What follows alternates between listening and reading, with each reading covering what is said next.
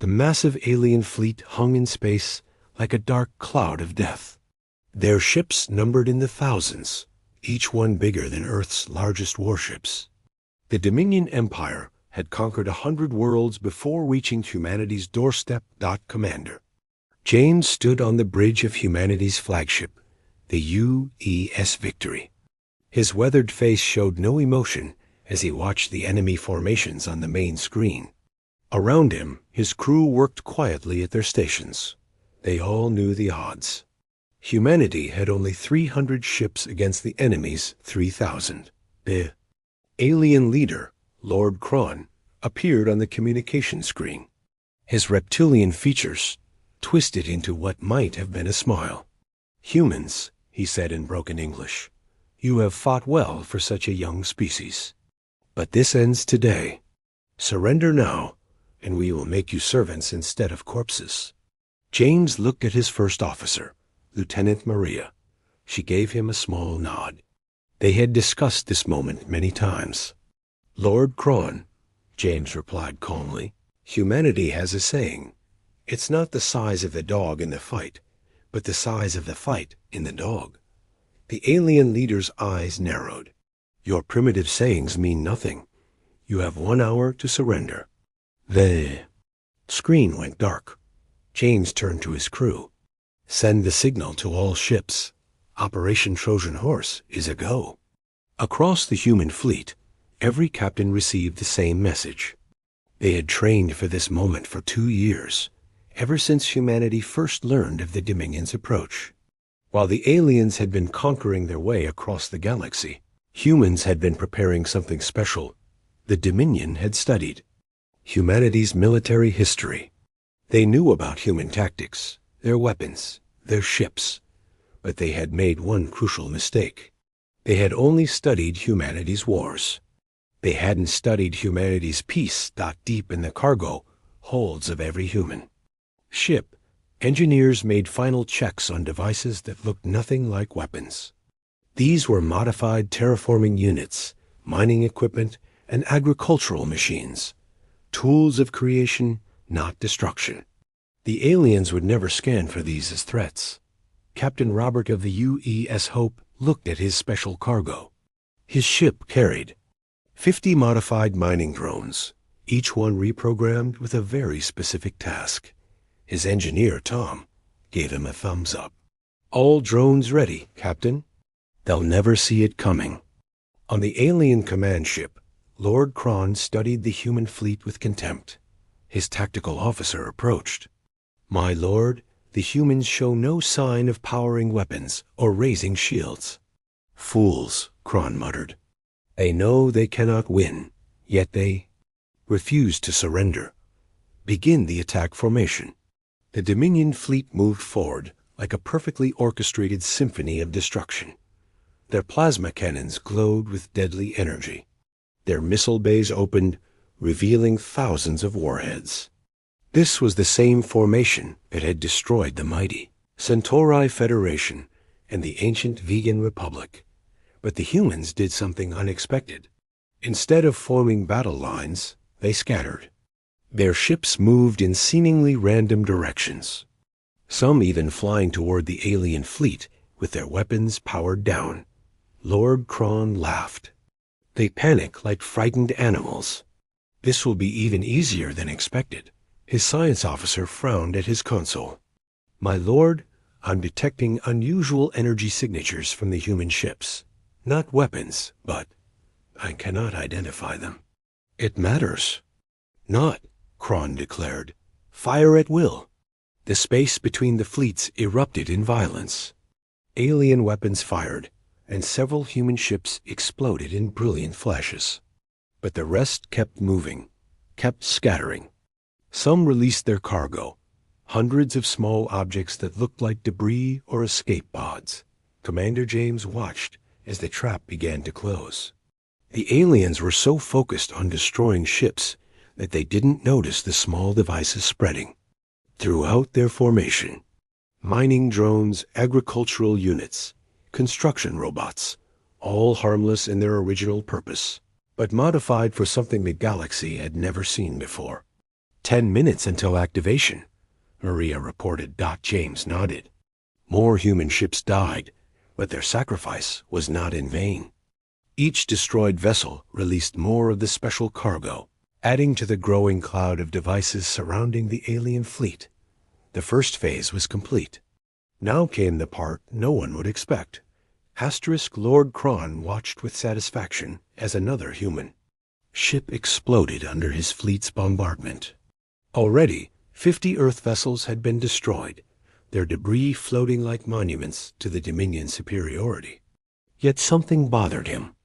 The humans weren't fighting back properly. Their remaining ships continued their chaotic dance, releasing those strange small objects into space. "Analysis complete, my lord," his science officer announced. Confusion clear in his voice. Those devices. They appeared to be mining equipment and agricultural machines. Nothing more than civilian technology. Kron's reptilian eyes narrowed. Mining equipment? In a battle? He turned to his tactical officer. Could they be trying to ram us with explosive-laden drones? Negative, my lord. No explosives detected. No weapons signatures at all. They're just ... tools. On the U's Victory, Commander James checked his watch. 5 minutes until activation. Around him, his bridge crew maintained their posts despite the ship shaking from near misses. The Victory had taken damage to her port side, but she still flew. "Sir," the communications officer called out, "Captain Lisa reports the U's Freedom's going down. She's releasing all remaining cargo before impact." James closed his eyes briefly. Lisa had been his student once, years ago at the academy. Another. Name for the memorial wall. Acknowledged. Tell all ships to maintain the plan. The alien fleet had now completely surrounded the scattered human forces. From their perspective, victory was assured. The humans were trapped, outnumbered, and apparently so desperate they were throwing mining equipment at warships. But then the devices activated. Every mining drone, every agricultural unit, every construction robot came online simultaneously. They didn't attack the alien ships. Instead, they began doing what they were designed to do. They began to work. Mining drones started eating through space debris, breaking down the destroyed human ships into their base molecules. Agricultural units released clouds of genetically modified bacteria designed to terraform dead worlds. Construction robots began building, using the processed materials to create structures in the middle of the battlefield. Lord Kron stared at his screen in bewilderment. What are they doing? Are they building something during a battle? His science officer's scales had turned pale. My lord, those bacteria, they're spreading toward our ships. They seem attracted to our hull material. Impossible. Bacteria cannot survive in space. These can, my lord. They've been modified. They're eating our shields. It was true. The terraforming bacteria, originally designed to break down hostile environments on dead planets, had been reprogrammed to feed on the specific energy frequency of Dominion shields. Within minutes, the proud alien fleet found their primary defense dissolving like sugar in rain. But that was only the beginning. The mining drones, having processed the debris, began constructing something unprecedented, using the raw materials. From destroyed ships and space rocks, they were building a massive network of mirrors and reflective surfaces. Each piece was perfectly positioned, creating a growing web of light-bending structures throughout the battlefield. Captain Robert watched from the U's hope as the plan unfolded. His ship had lost half its engines, but he kept her steady. Phase 2 complete, he reported to Commander James. The mirror network is at 60%. The Dominion fleet tried to adapt. They fired at the drones, but there were thousands of them now, each one building and replicating using the abundant debris. For every drone destroyed, 2 more were constructed from the salvaged materials. Lord Kron, the weapons officer shouted. "Our plasma weapons are being reflected. The mirror network is bouncing our own fire back at us." Several Dominion ships suddenly found themselves under attack from their own weapons, the plasma beams redirected by the growing network of mirrors. Chaos spread through their perfect formation as ships began, taking evasive action to avoid their own reflected fire. Commander James activated the fleet-wide communication. "All ships, begin Phase 3. It's time to show them what humanity learned from nature." The remaining human ships suddenly stopped their random movements. They formed a precise formation, one that looked strange to military eyes. It wasn't a battle line or an attack pattern. It was the shape of a molecule, specifically a water molecule. Lord Kron's confusion turned to alarm as his science officer gasped, "My lord, the human ships are generating a synchronized frequency. Combined with the mirror network and the bacterial clouds ... they're creating a reaction." The mining drones had been busy. They hadn't just built mirrors. They had constructed thousands of tiny transmitters, each one programmed to emit a specific frequency. When combined with the human ship's emissions and amplified by the mirror network, they created something unprecedented in space warfare. They were turning the battlefield itself into a weapon. The reaction began slowly. The modified bacteria, feeding on the dissolved shield energy, began to multiply exponentially. But these weren't ordinary bacteria anymore. Human scientists had spent 2 years perfecting them, combining Earth biology with stolen alien technology. As they consumed the shield energy, they released a unique byproduct, a gas that should not exist in the vacuum of space. "Impossible." Lord Kron's science officer stared at his readings. "They're creating an atmosphere in open space. The bacteria are generating oxygen and nitrogen." It defied everything the Dominion knew about physics. But humanity had learned something during their years of space exploration that the conquering aliens had forgotten. Life finds a way, especially when humans are involved. The gas cloud spread rapidly, fed by the endless multiplication of bacteria. A mirror network kept it contained, reflecting not just light and energy, but also creating a pressure boundary. Within minutes, a massive bubble of atmosphere had formed around both fleets. Commander James allowed himself a small smile. "Lieutenant." "Maria, activate the weather satellites." "Weather satellites, sir?" a young ensign asked, confused. Maria answered while working her console. "Not satellites, ensign. Modified weather drones. You see, humans didn't just study war. We studied storms." Across the human fleet, specially modified atmospheric processors came online. These machines, originally designed to create weather patterns on colony worlds, began doing their work in the artificial atmosphere. They spun the gas, created pressure differences, and added electrical charges from the ships' reactors. Lord Kron watched in horror as something impossible took shape outside his command ship's windows. Clouds were forming in space, dark, roiling. Clouds full of electrical energy. Lightning began to arc between the mirror structures, each bolt amplified and redirected by the reflective network. "A storm," he whispered. "They're creating a storm in space." But it was more than just a storm. The human ships, still maintaining their molecular formation, began to rotate. Their movement created a vortex in the artificial atmosphere, pulling the clouds into a spinning pattern. The mining drones continued building, adding more mirrors, more transmitters, each one precisely calculated to amplify the growing tempest.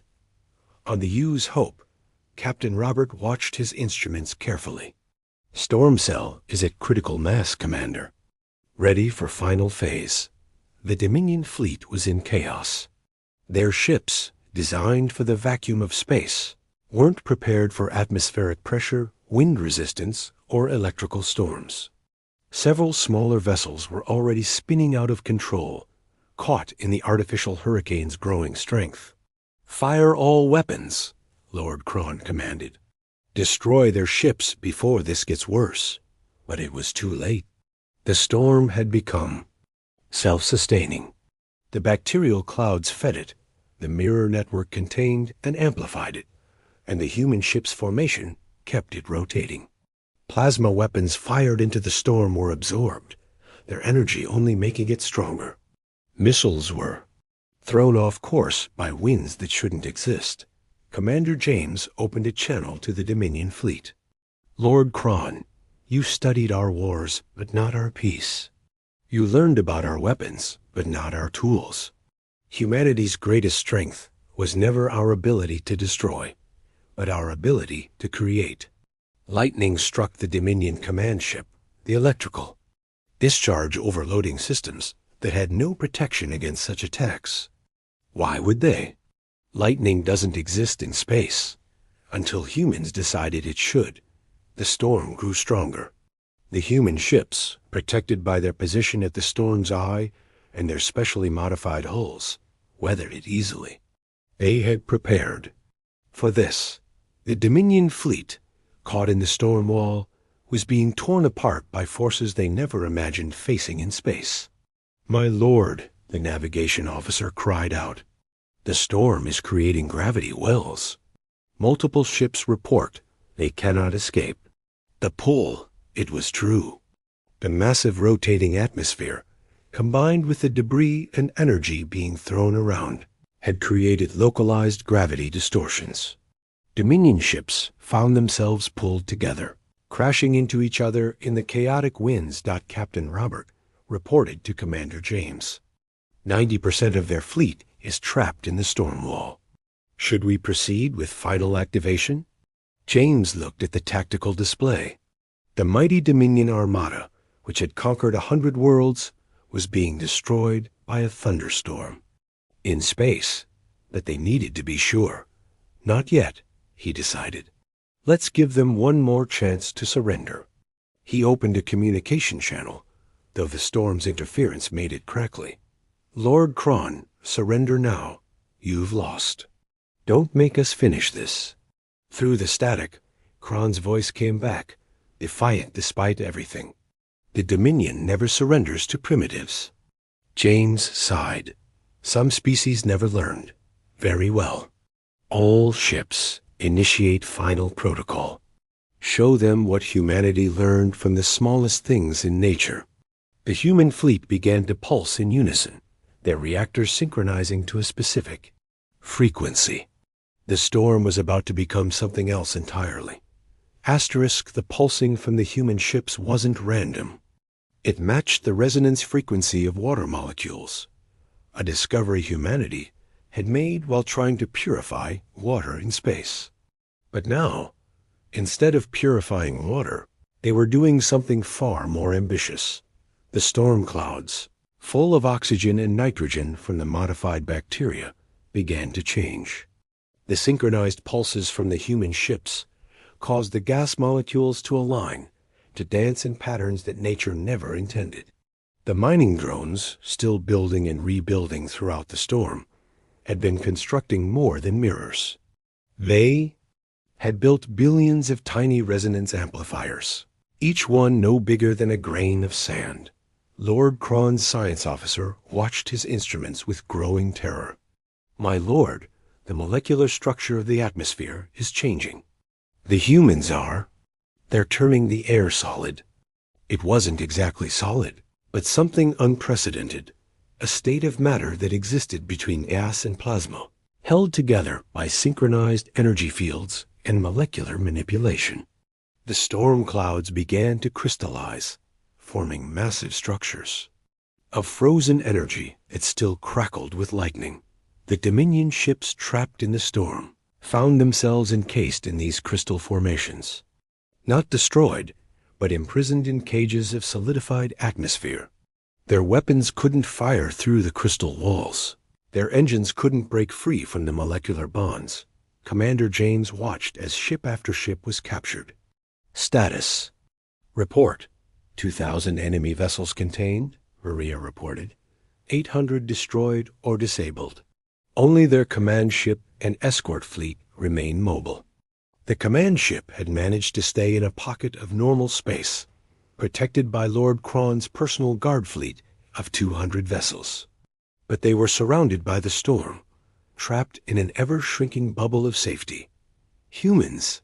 Lord Cron's voice crackled over the communications. This is impossible. No species has ever weaponized nature itself. That's where you're wrong, James replied. Every species weaponizes nature. You use plasma.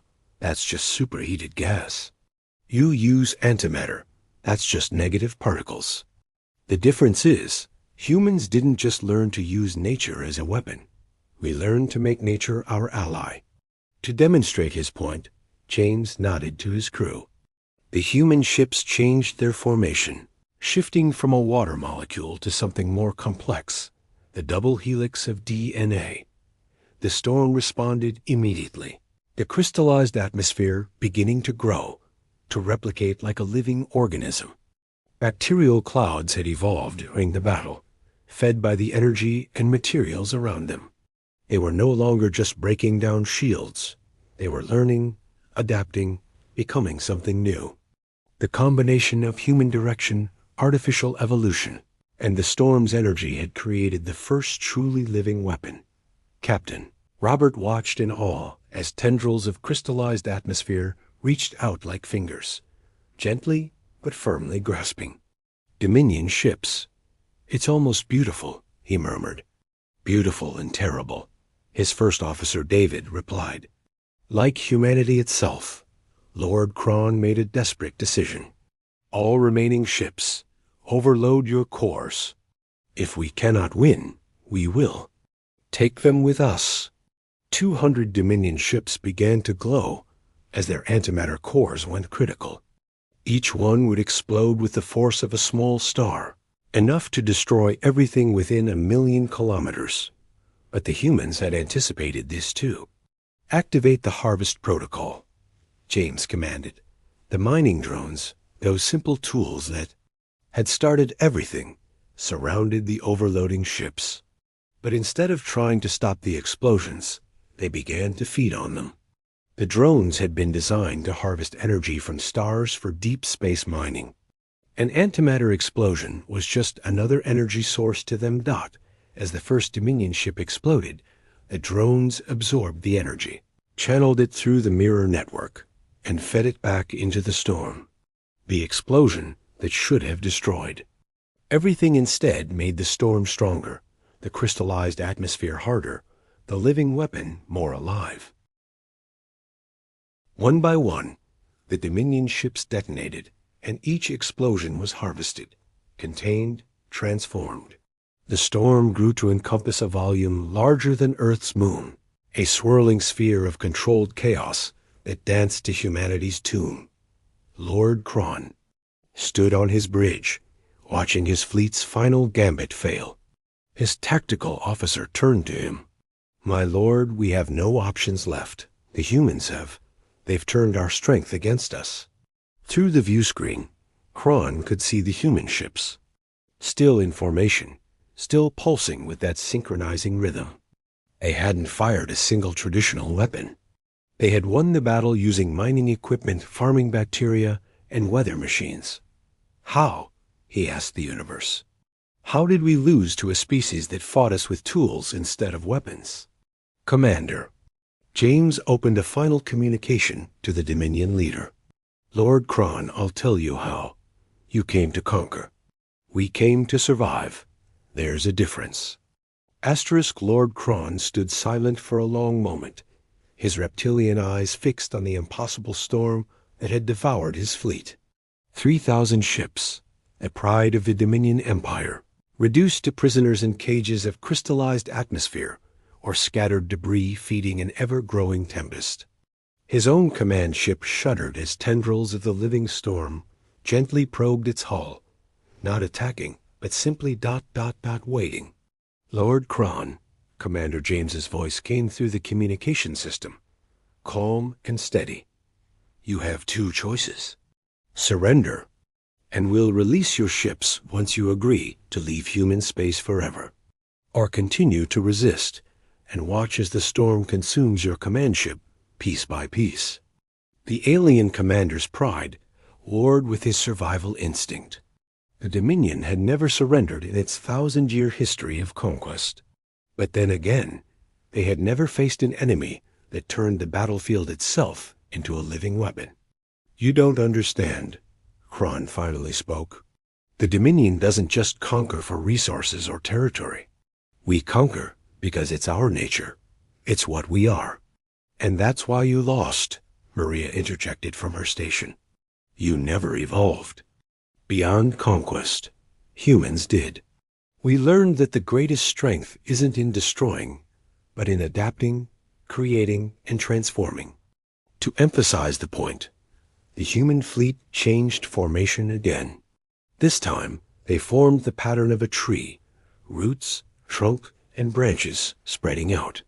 The storm responded, its chaotic energies suddenly becoming ordered, purposeful. The crystallized atmosphere began to change color, shifting from angry gray to a gentle blue-green. The living weapon was evolving again, but not toward more destruction. The bacteria, having consumed so much energy, began producing something. Unexpected seeds, microscopic capsules of genetic material that could survive in the vacuum of space, carrying within them the blueprint for terraforming bacteria. "My God," Captain Robert whispered as he understood. "We're not just winning a battle, we're planting a garden." The seeds spread throughout the battlefield, some landing on debris, others on the hulls of the trapped Dominion ships. Where they landed, they began to grow, not aggressively, but slowly, patiently. They turned metal into soil, vacuum into potential, destruction into the possibility of life. Lord Kron watched in amazement as a flower bloomed on his ship's hull, visible through the view screen. A single, impossible flower growing in space.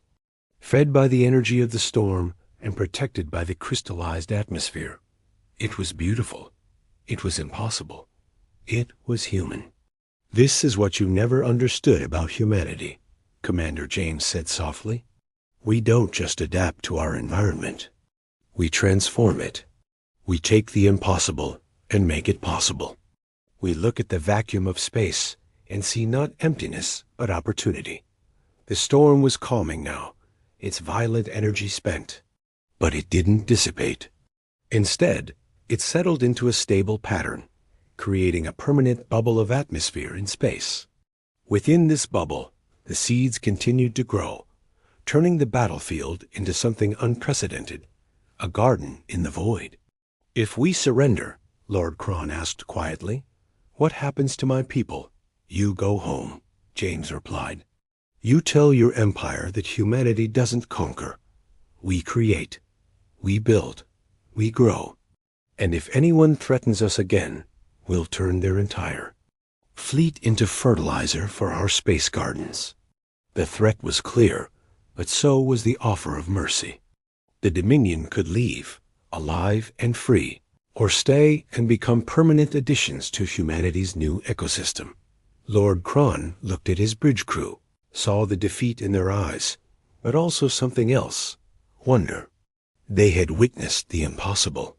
They had seen a species turn warfare into art, destruction into creation, battle into birth. "We surrender," he said, the words strange on his tongue. "The Dominion fleet surrenders to humanity." Across the battlefield, the crystallized atmosphere began to dissolve, releasing the trapped ships. The Dominion vessels floated free, their systems coming back online, but their weapons permanently disabled by the bacteria that had evolved to feed on their specific energy signatures. Commander James smiled.